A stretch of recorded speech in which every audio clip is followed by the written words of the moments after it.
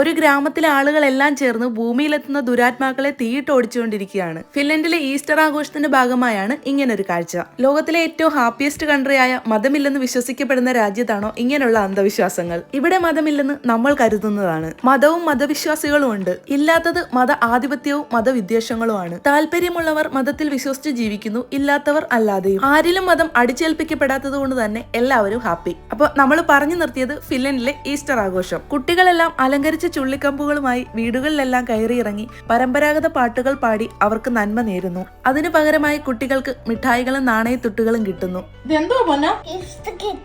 പിന്നെയുള്ളത് Easter hunting ആണ്. ഗ്രാമത്തിന്റെ പല ഭാഗങ്ങളിലായി ഈസ്റ്ററിനോടനുബന്ധിച്ച ചെറിയ ചെറിയ കാര്യങ്ങൾ ഒളിപ്പിച്ചു വെക്കും. കുട്ടികൾ അവിടെയൊക്കെ പോയി അത് കണ്ടുപിടിച്ച് ഫോട്ടോസ് എടുത്തു വെക്കണം. വൈകുന്നേരം എല്ലാവരും ഒത്തുകൂടി ബോൺഫയർ ഇടുന്ന സമയത്താണ് ഇതിനുള്ള സമ്മാനം കിട്ടുക.